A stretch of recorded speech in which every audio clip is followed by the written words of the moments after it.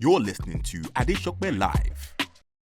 I saw a moment where you had a quiet word with the legend Busta Rhymes. Yeah. What was his It was like, conversation, young man? king, man, young king. I see what you're doing. You're killing it. I'm like, you know me. Baba. It's crazy, yo. Thanks to these same OGs, Weez, One Day, David, Olamide. You know, they opened so many ways that we would never even know. Like Facts. we have to just have to continue appreciating them. They made it easy. They didn't have it easier like this. Facts. And I'm just glad it worked out. I just wanted people to listen to me and just like enjoy my music. I didn't even have any idea that it was going to be a classic album. But I always told God, I was like, I want to have a superstar kind of album. Or, you know, like Facts. that's one thing I know that Whiskey is respected for today. Absolutely. And I wanted that. Like I say, every album for me is a mind space.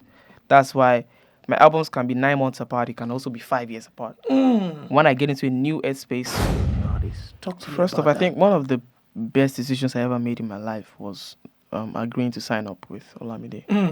I think if it was anybody else, I don't think I'll have gotten this far. As a matter of fact, I'm very sure.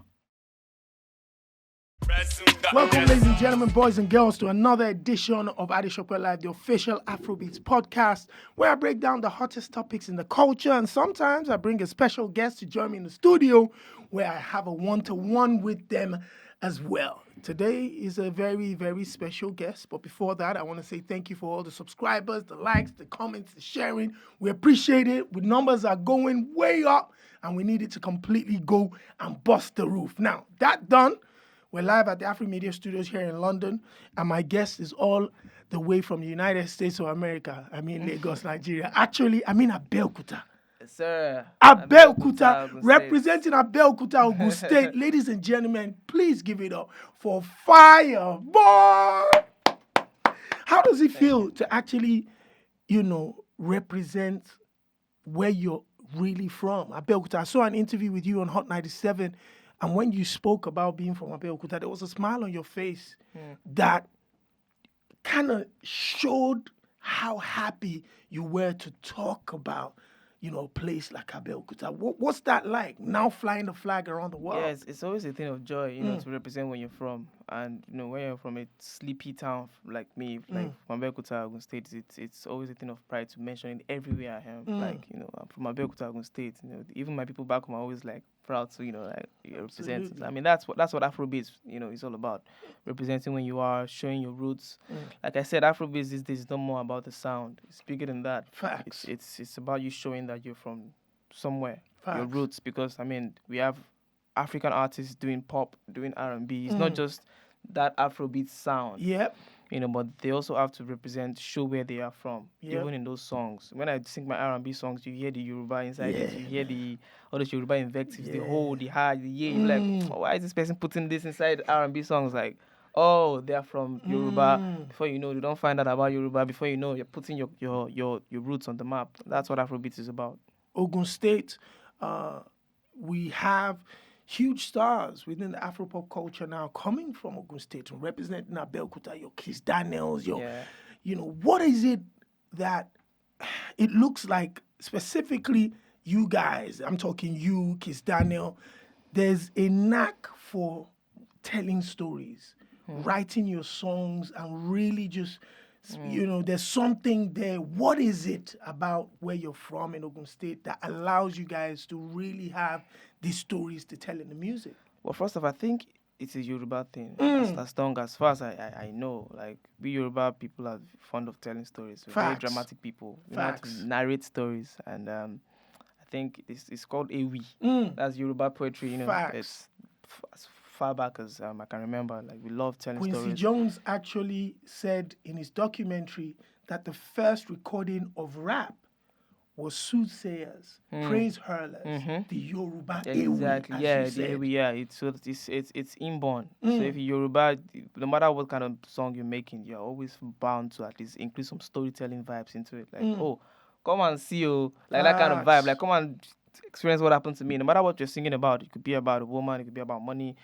We always manage to infuse, some relative storytelling stuff into it so other people can relate. Because when you're singing a song, you're telling other people's stories, you're not just yours. So Your communication has been impeccable from the first time I met you years ago.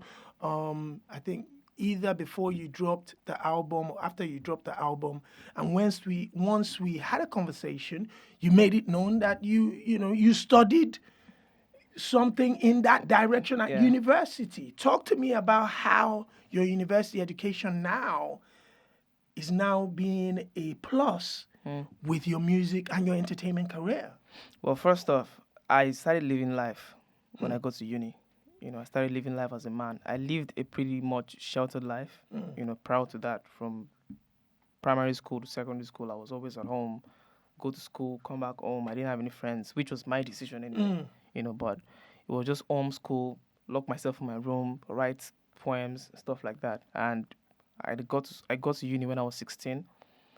And I was exposed. It was just me. I left Abeokuta. I went to Ile-Ife, Osun State. Just me, 16-year-old guy. I didn't know what to do. But it was exciting because, I wanted to live life on my own terms. And I wrote to people. I met people. I saw other people with dreams. And then I found myself in the studio for the first time in my life and made my first song. And since then, I found purpose. So uni has always been that point in my life where I properly started living. So even me studying English was like, I don't know, I put in for law, and then I missed law by like maybe 4 marks. And when you miss law by 4 marks like that, it just bring you down to English. And I was actually just glad that was English. That was what I did because low key, that was what I really wanted to do. I only chose law because my dad thought it was cool. We anyway, already know the normal. I've always been a literary person. I've always been a words person. So I just blended right in, And after school now, going into the real world, I'm never scared to express myself. I know how to express myself wherever I find myself, So no matter what studio you put me in, ever since I was an underground artist, like no matter the studio you put me in, I never had any issue expressing myself musically. And that has built up my confidence, my music making abilities, to be honest. You're about to drop your 3rd studio album. Sir. For an artist that pretty much came out 2019 heavily. You went back to back. Your first 2 albums was, I think, about 9 months or it was 10 9 months apart. Talk to me, first of all, LTG, we've got to say it here, I've said it a million times before, you're one of the very few artists within African popular culture that came out of the gate with a classic album. Did you think at the time when you were making LTG that was going to go down as a classic project? No, I was doubtful, man. I was scared because I dropped that album 2 singles in. Who does that? Man. Who does that? Like, nobody does that. I'm like, why are you making this decision? But I had no idea why. But Olamide also gave me that confidence. He stood with me in that decision. I was like, okay, if he's so confident about it, why not? Let's do it too. And I'm just glad it worked out. I just wanted people to listen to me and just like enjoy my music. I didn't even have any idea that it was going to be a classic album. But I always told God, I was like, I want to have another. I want to have a superstar kind of album. Or, Facts. That's one thing I know that Wizkid is respected for today. Absolutely. And I wanted that exact same kind of entrance into my career. I'm glad it all worked out. And like I say, every album for me is a mind space. That's why my albums can be 9 months apart. It can also be 5 years apart. When I get into a new headspace, when I feel like I've grown into another person, maybe I feel like another character. You can tell that's another story. album you get. So, and that's what LTG was about. Young lover boy thrown into the new world of fame, money, women. And that naivety, you can hear it in the songs. Facts. And then 9 months into that, COVID came. I'd already grown into the fame. I'd become a different man. I was like, most of the stories I told in LTG were not really mine. The heartbreak stories were heartbreak stories of the people whose hearts I broke, not my own hearts that was broken. The love stories were stories of people's love stories that I watched, not my love stories. And I realized I was holding back. I'm like, okay, let me give them an album where I told them my own stories, where I was more honest. Wow. And that was Apollo.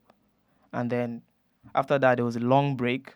I didn't know what to do. At some point, I had creative block. First creative block I ever had in my life. What does that? What did that feel like? I was for somebody scared. That would, yes. I thought I had lost my mojo. I thought that was it. I thought I had lost my ability to make music. I told Olamide, I'm like, Olamide, to share what's going on? It was like, first time. I'm like, first time.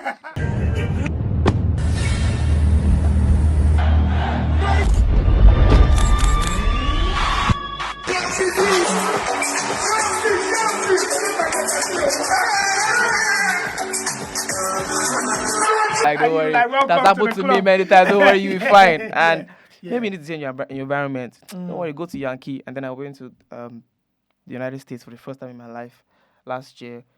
Walked on the streets of New York with a cigarette in my hand. I didn't smoke it, but I just held it in my hand and I was just feeling good. Nobody gave a simple hoot about me. And I felt so free walking on the road of New York for 15 minutes. And that energy just freed up my mind. And I went to Miami, went to a strip club, had fun, enjoyed myself. They almost had to drag me out because I didn't want to leave. And then took that energy to San Francisco, where I just made Peru. Damn. And making that song changed my life because it just opened my mind. In fact, I almost did not want to release it.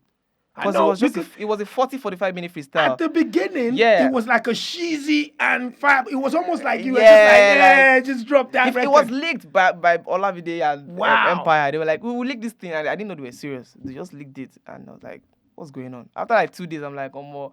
Let me just post this, I didn't want to release it because it was like 40-45 minutes freestyle. And it felt like a half-hearted job. And I, as an artist, I felt uncomfortable releasing a song like that. Like, Peru, I just drop it for people. Let me polish it. I know it's a jam, but let me just add some few lines. Let me do this one. But I was like, nah, it's cool. Don't worry. Don't overthink it. Facts. And now it's my biggest record ever. Facts. Yet. So that experience just opened my mind like, yo, so maybe it's not even okay to just be overthinking everything. Sometimes just lean into it and just make decisions and do it. Trust yourself. Open yourself up. Like, come out and step into your superstar mode. Like, you're a superstar. Whatever you do is cool. Whatever music you sing is sweet. Don't worry. Don't worry about so it that too much. opened my mind. I'm like, finally, new headspace. Time for a new album. And I got into my element. Went back to Lagos, finished up the album, and here we are. In between Peru, like you said, you dropped Apollo. Apollo was a completely different sound and departure from LTG. Yeah. Now I understand why, because you wanted to tell your own stories. You felt like there was music to make it put out that was completely different. Yeah.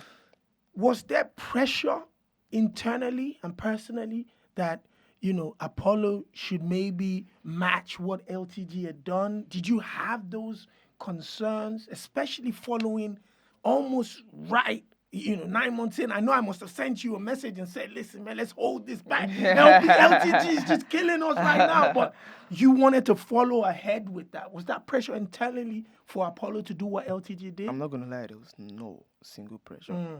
For the first time in my life, or maybe like the second time in my life, I didn't feel any sort of fear. In my mind, I'm like, okay, you already have LTG. That's classic already. That's an instant classic. That's a modern classic. What do you have to lose? Facts.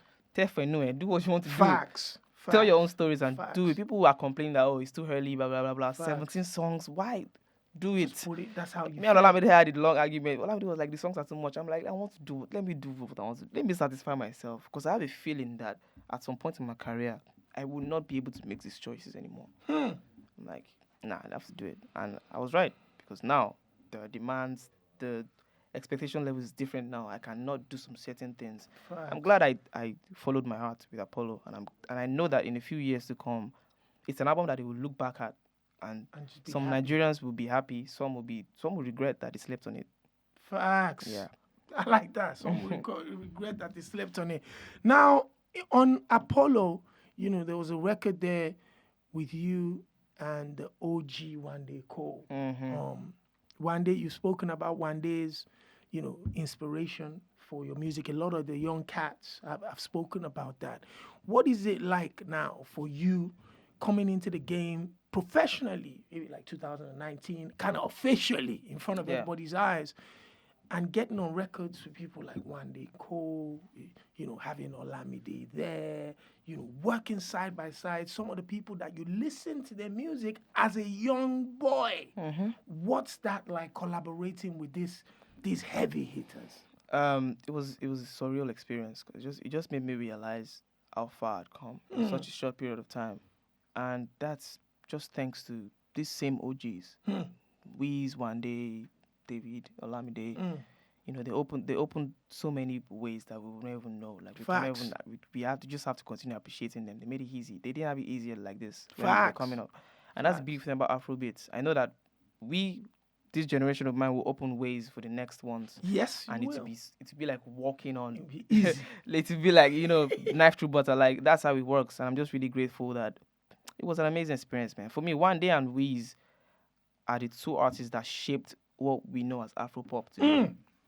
Talk that talk. They took that Afrobeat fella sound They changed. that was brought down to them, Two-Face, the band, and they just shaped it into that feel-good pop Facts. Afrobeat. And One Day now brought soul. Facts. All this soulful thing that me, CK, all of us are doing now. Oxlade. One Day is the roots. So watching him sing in front of me was peak for me. Like, I'm like, this is the god of Afrobeats to me. Like, this is my idol, and it was amazing. And One Day, someone that just enjoys music. He doesn't even care about all those things. And I learned that from him. Listen, Peru, the single instantly smashed records. Obviously, a lot of people didn't know that the remix was coming. To add on top of that, it's arguably one of the top 3 artists in pop culture of the decade. In Ed Sheeran, the highest selling concert tickets ever in the history of the world, decided to hop on that record. And not only hop on the record, but show up and show out like it was his. He promoted with every breath in his body, every social media platform he had, every opportunity he gave to support you, he did that. Talk to me about getting that call that one of the greatest was about to jump on a record by you. Yeah, I was in my studio recording, and then one of my team members called me, like Jamal Edwards, God rest his soul, sent the record to Ed Sheeran, and it's like, guess what? Ed Sheeran's gonna be on your record. I'm like, what? This is the remix we've been waiting for, because prior to that, I'd been getting like offers from labels and other artists, to be honest, that wanted to be on the record. I'm like, it doesn't feel right. There's no vibe. It's not like they're not big enough. I mean, big artists, I can't even mention their names, but like, I'm like, okay, how do I want to hang out with this person? That kind of stuff. Like, I didn't feel any connection. But when they told me Ed Sheeran, whose music I've been listening to like for a long time, so there was that sonic relationship between me and him already. And then when I heard his verse, I'm like, oh, more. This guy killed this thing. Playing. Hey, like, he wasn't playing. That's why when I was seeing comments like, why the white person on Afrobeats? I'm like, you people calm down. Once the record comes out, you people accept. Like, I was so confident they were gonna love it. I was confident the song was gonna go big. I was excited for myself and more for Afrobeats. Facts. Because I knew it was gonna open a lot of doors. Facts. And that's what collaboration is all about: building bridges. Making relationships work. Now it's more than just a collaboration. Now being and Ed are like proper friends. Absolutely. You can invite me to the Wembley. Absolutely. Listen, don't talk. Listen, don't just talk. Listen, Wembley Stadium, 90,000 fans. Ed Sheeran, 5 straight days sold out. Had 4 guests, and you were one of the guests who came to perform on one of the days. Talk to me about that telephone call that said, brother, I want you to come perform with me in front of 90,000 fans at Wembley Stadium. It was unbelievable, man. In fact, I didn't even know it was 90,000 people. Like, stadium. That was my like stadium. It's gonna be crazy, and it was exciting. We linked up on the day, backstage, did rehearsals and stuff like that, and the energy was pure. The energy was just as pure as when we linked up to shoot the video. And climbing up on that place was one of the most important days of my life. I felt really great seeing different people smile, performing Afrobeats, showing the world what African music really means. To 90,000 people celebrating Afrobeats with you. That was an amazing feeling. As I stepped down from that place like this, and I hugged Mr. Alex, my manager, I didn't even I started crying. Listen, I would have cried Playboy, I shed tears. When I saw the videos, that was the aftermath. Don't worry, I had a moment because I wasn't that there. one was the aftermath of the tears. The original tears were crazy. It was mad. Proper. It was crazy, man. I'm glad the camera didn't cut that. Amazing, but man. I mean, it just goes to show how far Afrobeats has come and how far I have come in my career. And I could just imagine how proud my parents and my brothers and everybody from Abeokuta would be like, boy. And not just how proud those people would be, but also my colleagues. Facts. Afrobeats, the whole culture. Facts. Because when you're going, you're taking the whole culture with you. Everybody with you. Everybody's supporting. Everybody's so proud.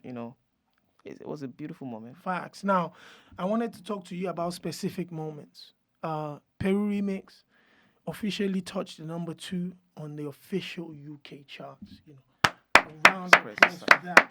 That's an Afrobeats record. Yes, that sir. smashed records. You know, what are moments like? How do you savor moments like that? I know I witnessed them of giving you the plaque when we were in Manchester. But what is it like for Fireboy, for Damola, when you relax and remember that you had a record that touched the number 2 spot in the official UK charts? Well, for me, I don't savor those moments right there and then. I keep those moments for maybe later when I'm feeling down. Maybe when the toll of fame just gets me and I'm like, I'm so down. Maybe I'm exhausted. I've expended so much energy out there and I just feel tired mentally. Just remember that, bro. You've broken this record. You've broken this record. You did it. Better calm down. You're doing great. And then, you know, but right there and then, in my mind, I'm telling myself, there's always more. This is amazing, but yeah, don't worry.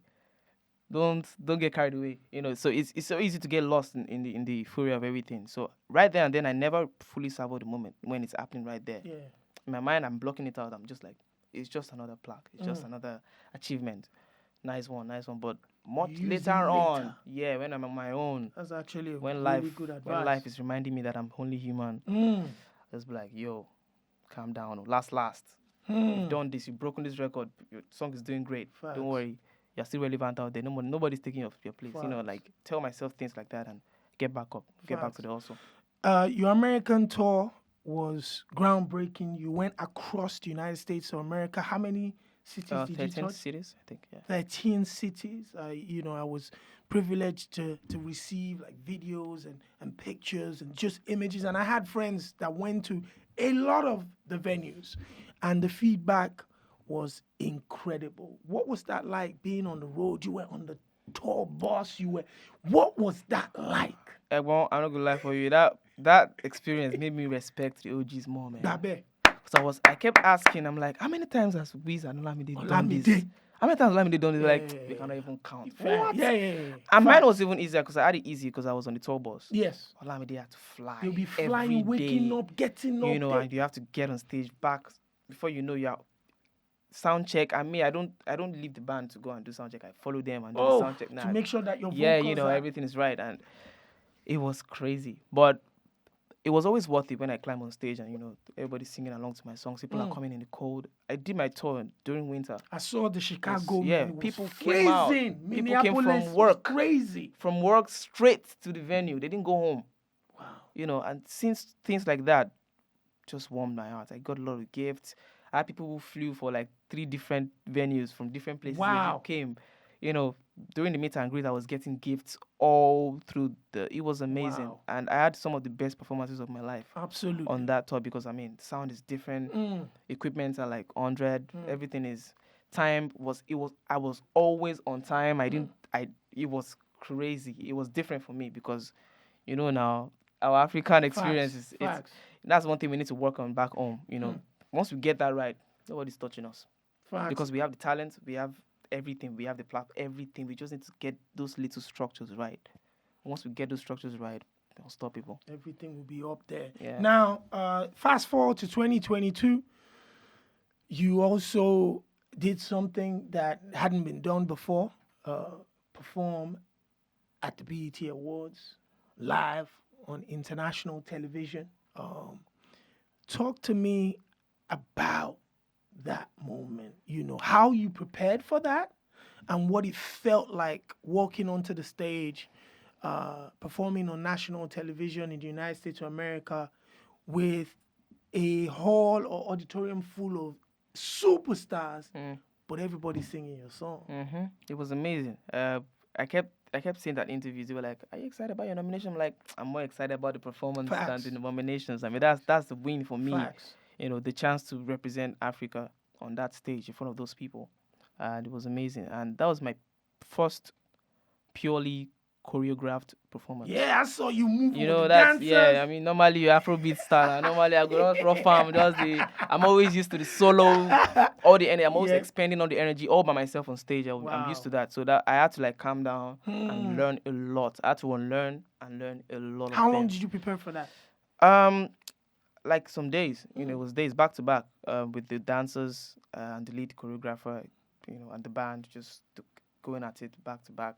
I had to learn all the moves. I'm not much of a dancer. All my dances on stage are usually like, what do they call it, like off the Freestyle. top of the head, Yeah, like just do this just crazy do thing it. just to entertain them, you know, like, Yeah. and it's always amazing because that's what Afrobeats is anyway. But that was a different kind of performance, and I'm glad I got to perform in front of those legends, you know, Didi and people like that. Facts. They got to saw how far Afrobeats has come. Facts, You know, and facts. also witnessing Thames get that award was amazing, big. man. I I'm saw sure I you was the guys first person to excited. stand up once they announced the name. And funny enough, yeah, I was backstage. I was already on stage with the mic in hand when they announced Essence. Oh. So like once they announced Essence, like everybody, me and the dancers, everybody were going crazy. We're Yeah, I'm like, yes, this is the ginger we need. Just right before I performed, it was a beautiful moment for Afrobeats, and everyone in that room felt it that night that Afrobeats was the biggest winner that night, you know. And I'm just so glad to be a part of that. I saw a moment where you had a quiet word with the legend Busta Rhymes. Yeah. What was he saying? I was man? surprised he Talk even to knows me, me, man. Like Yeah. I'm surprised. I he almost knows me. entered the phone. I wanted to be in that It was like, conversation, young man. king, man, young king. I see what you're doing. You're killing it. I'm like, you know me. Baba. It's crazy, yo. You know, I was surprised. I met a lot of people, a lot of artists too. Like, I just greeted them out of, you know, courtesy. Yeah. The way they responded, I'm like, I see you see me killing it. Nice one, oh.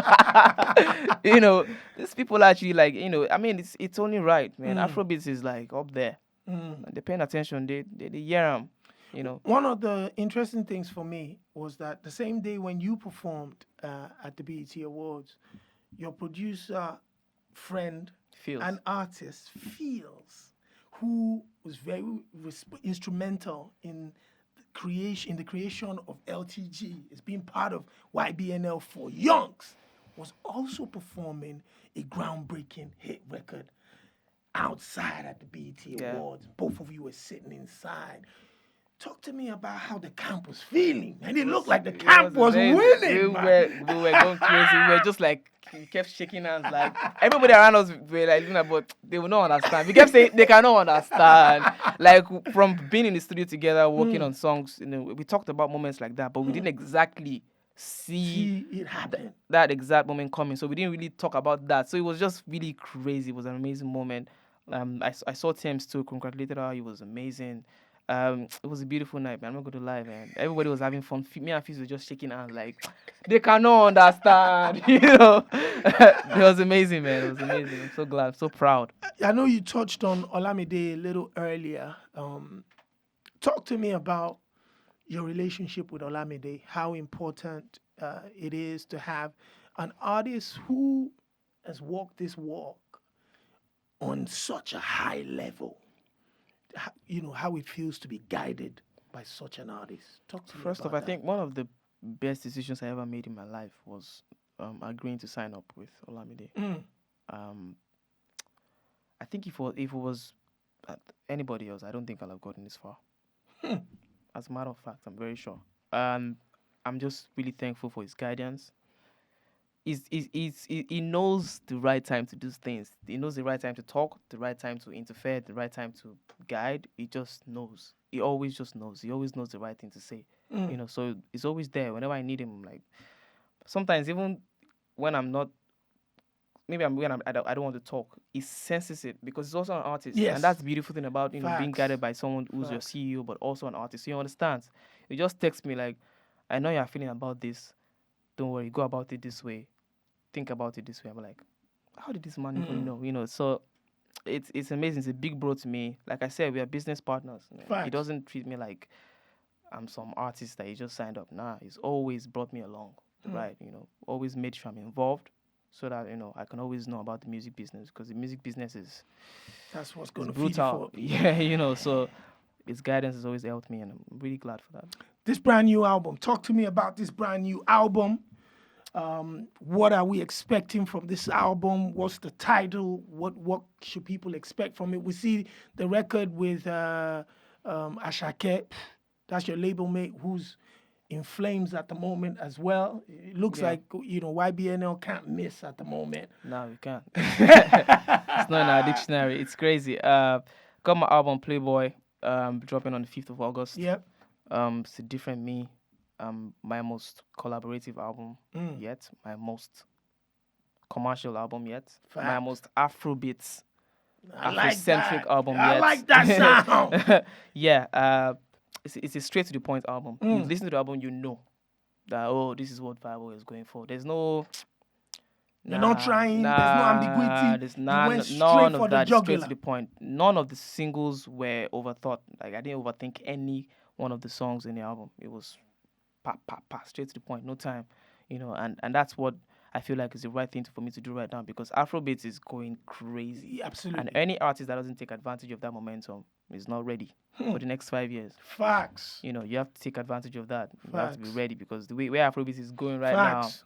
now, if you don't latch onto that sound, you're gonna get lost. How many records are on the album? 14 songs. 14. You said your most collaborative yet. Yeah, it's not like So- it's filled with features like that, But- but based off my history, Mm. I'm a very selfish songwriter. So like the amount of features in that album is a lot for me. It's a lot. Yeah. So yeah. So you put that on that. What about the producers that you worked with on it? Yeah, quite a lot of producers too. Unfortunately, Fuse is not. Fuse on the is album. busy Fuse- right now. Fuse is busy right now. Fuse is Fuse busy right now. Fuse is in his superstar bag right now. So like, just leave my guy, make my guy just enjoy himself, But worked with P Prime. Of course, me and P Prime have history. Yeah. Brought in a very close friend of mine, Zaki. We've been friends since we were in school. That's fantastic. There's a 2016 is like how many years ago? Yeah, that's like 6. Yeah, there's a 6-year-old song on the album. Wow. I recorded that song in 2016, and I instantly knew that song was ahead of its time. So I didn't even Wow. bother to even touch it. I'm like, it's not time for you to release this song. And then even LTG came. I'm like, no, it's not time. Apollo, don't put it. And then Playboy, I'm like, yes, now it's time. And that's one of the album tracks I'm looking forward to. My people hearing. It's titled Afro Life. It's an amazing record. It's a 70% live production. Wow. I just really did things that I've never done before. I made decisions that I've never done before.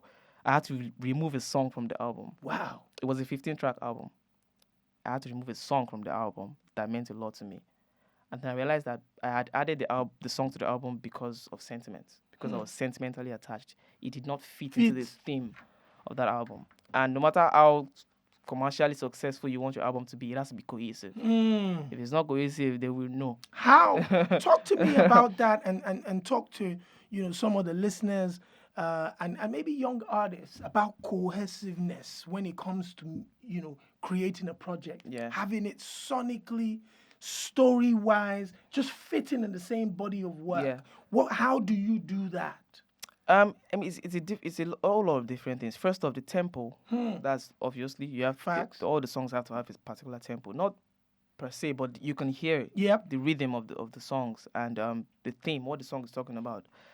This is my album. Even the love songs in this album they're not vulnerable love songs. They are love songs that Playful. you know, and that song was a very vulnerable, soulful song. Like, it did not just fit right. Whenever I got to that part, the album was just like this. And Olabide was telling me, hey, remove this thing. I'm like, no.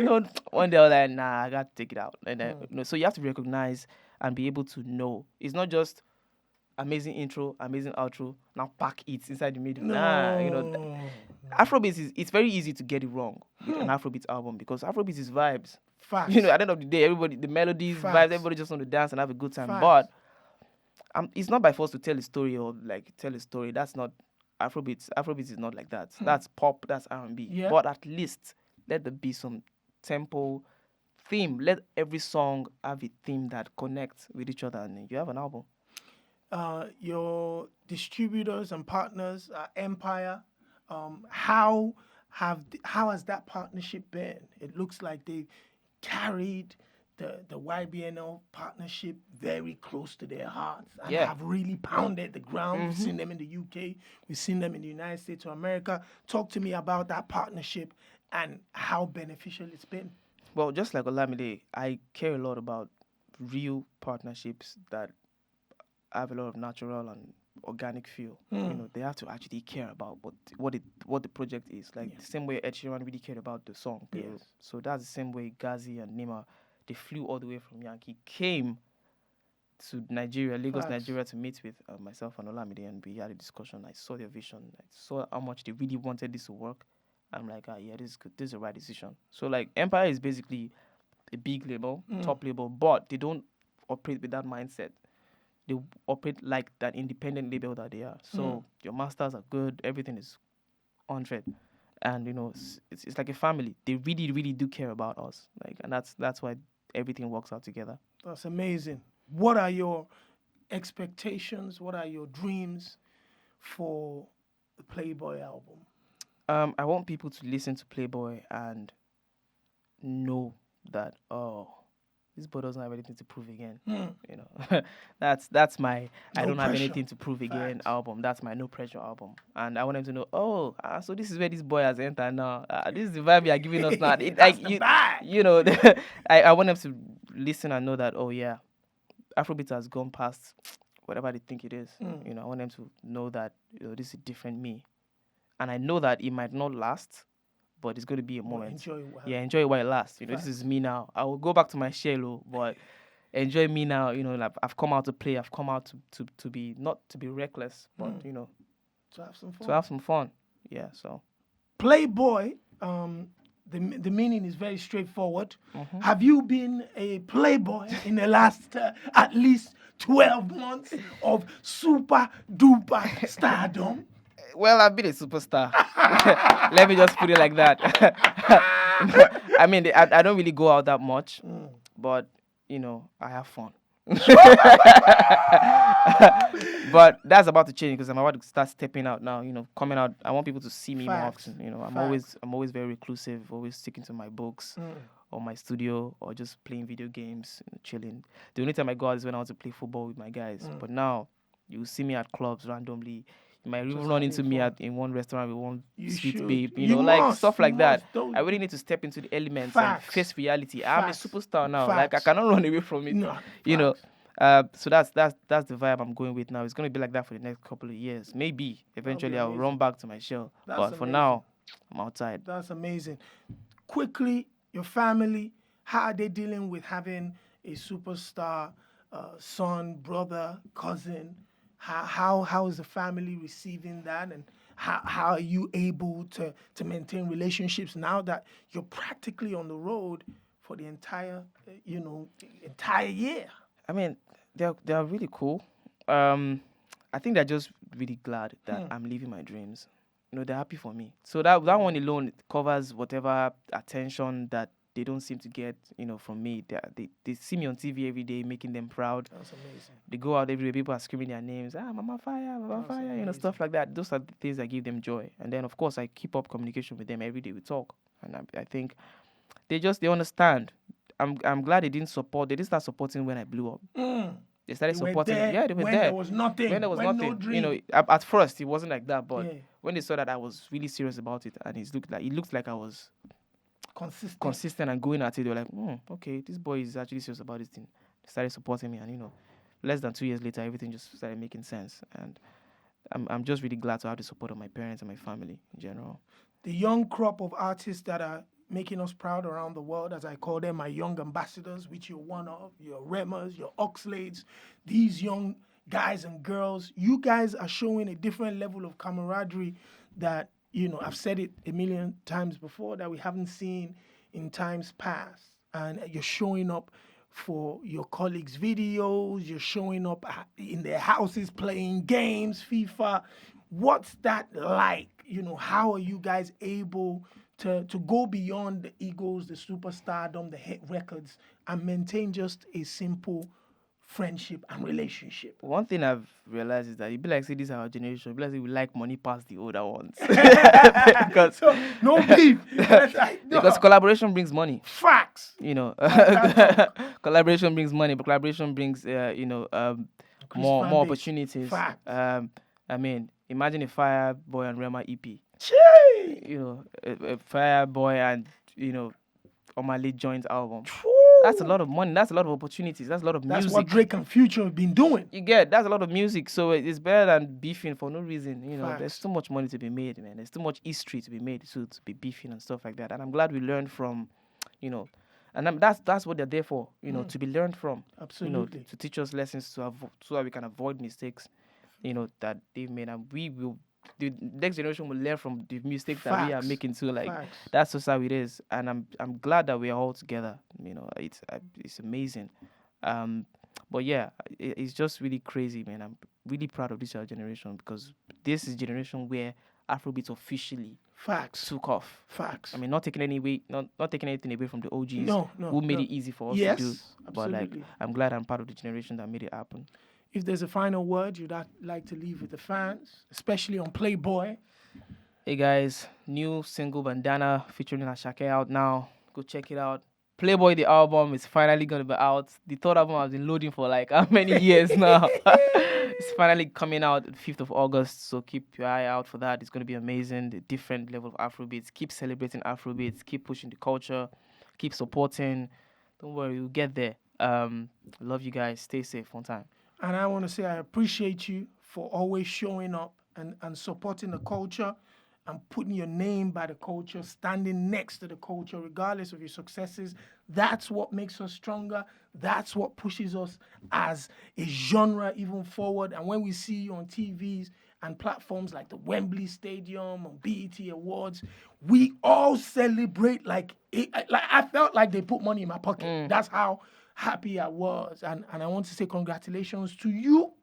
Congratulations to the YBNL team, your extended Empire team, and what everybody's been doing, Mr. Alex, everybody, the whole team. This is fantastic. Thank you so And I much. think the way you guys are moving as a unit and the kind of level head that everybody has, this is almost like the foundation. There's a massive springboard about to happen. And I think Playboy is going to take us there. Yes, sir. Ladies and gentlemen, please give it up for my incredible guests, all the way from Abeokuta, Ogun State, Nigeria.